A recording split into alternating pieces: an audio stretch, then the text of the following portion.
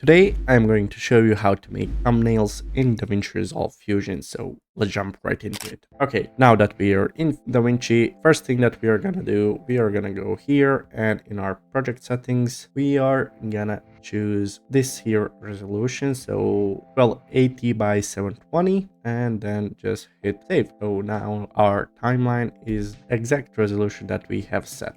Okay, now let's go to effects. Let's bring in our fusion composition and then let's go into fusion. Now that we are in fusion, let's first create a background. So what do we do next? Let's import our media. So I already added some media into our media pool, and let's first add a background. That's right here, and let's merge it over this. Okay, here now we have our background, so base background. Next, what do we want to do? We want to add our pictures or whatever else you want to add in. Okay, let's merge everything over. By the way, we are making a thumbnail for this here video that I'm recording right now, so let's connect everything over. Okay, now everything is connected. Let's arrange everything to grid.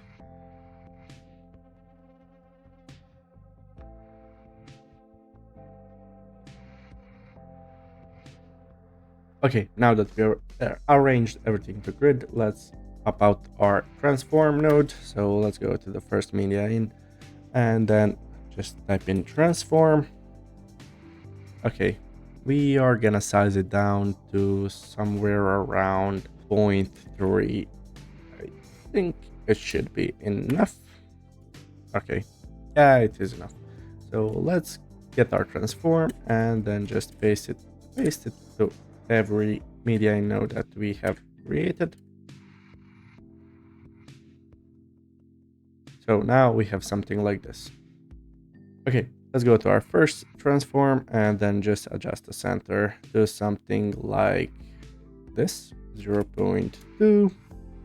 Yep, it works perfect. So let's go to RY and just type in 0.65. Somewhere around here should be good. So let's go 0.65. Okay, let's go to our second and just type in 0.65, and it's somewhere around here now.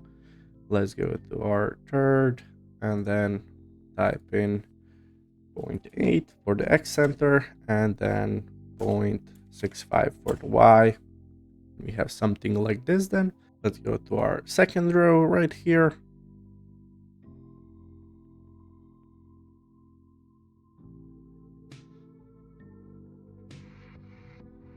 Now we have something like this right here. Let's close our media pool so you can see better.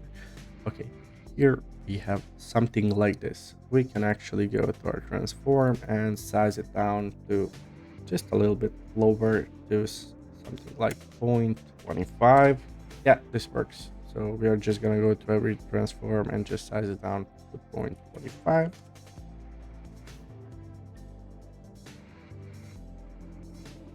Then we have something like this. Now that we have created this, we can take this out of here and then just connect it to the background like this, and then bring alpha all the way down and just merge it over everything. So now we have two pipelines. The bottom one is our background pipeline, and everything under here is on top of our background. Now we can do something like this. Okay, now let's say that we want to add a border around our photos. We are gonna do it like this. We add a background node. Let's change its color to white. We add a rectangle mask to here.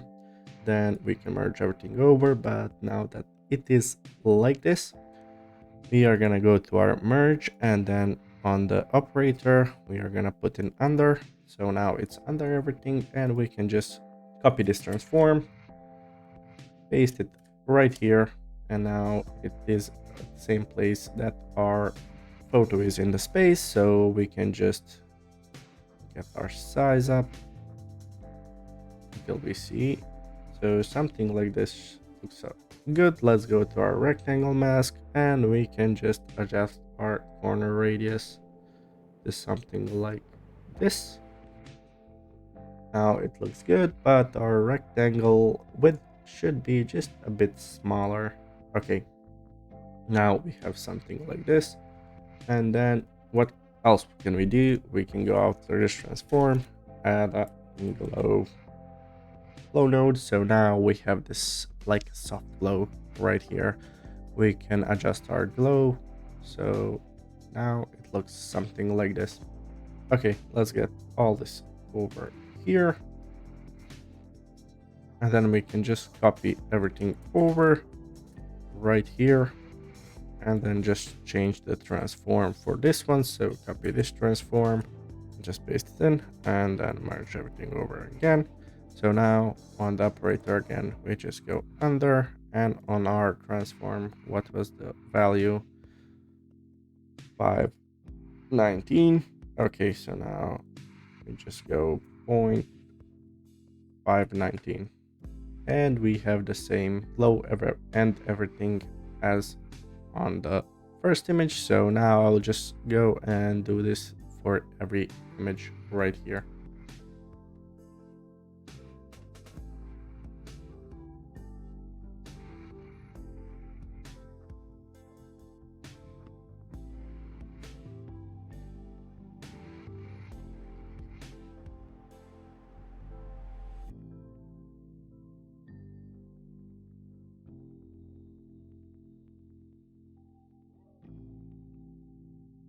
Okay, now we are done and we have something like this now. So how can we make it even better? We go to the last merge where it's merged to the down pipeline, and we can go here and type in lens distort. Now that we have lens distort on, just click on lens mode distort, then open camera settings and distortion. Let's distort it this way. Is something like this. You can actually play with your aperture width and aperture height however you want. Does this distortion look good? Yeah, something like this looks good. Okay, now what we can do is add another transform and just scale everything up a bit, something like this. As you can see, this doesn't look that bad. Then we can go and add in some drop shadow like this and increase our shadow strength just so we get a little bit of depth. Okay, now that we have this here, we can actually type in something like glow and then apply mode, merge under, and then just play with our glow size a bit more. And with our glow, now we have something like this. Then we can go right here and type in something like vignette. And just too big right now so that we have these darker areas in the corners. Okay, now that we have this, we can go back to our media pool. Let's add this over everything and then just apply mode. Let's go. Screen is too bright. Maybe something like overlay. Oh no, overlay messes it up. So we can go with screen and then just decrease our gain a bit, somewhere around here. And we can also go right here and add it after this. And here we can just change the type so it blends up a little bit better. Let's go with multiply. Let's go here and we can just adjust our blend a little better. Let's go with transform. Let's bring that size a bit down to somewhere around here. I think this looks better now. And then lastly, we can add text. Let's add our text.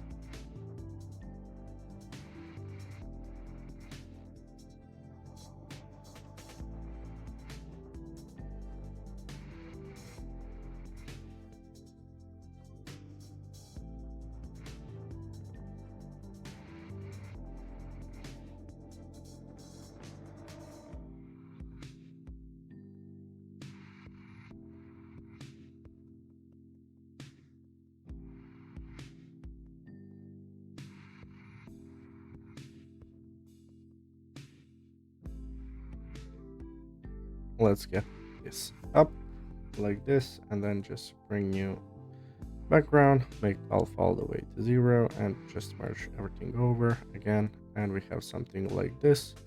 Then we can copy this lens distort and add it to our text.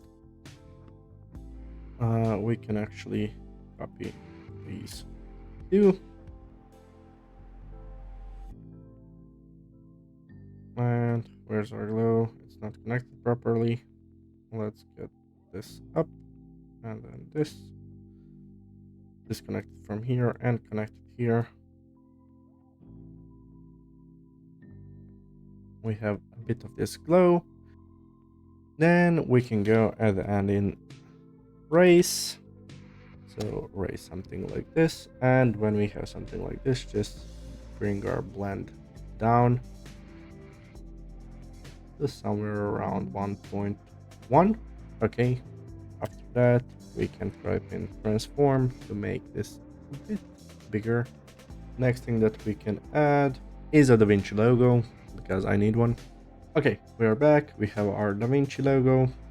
Let's merge that over, and then let's just transform and size it down, and just put it right here somewhere in the corner like this.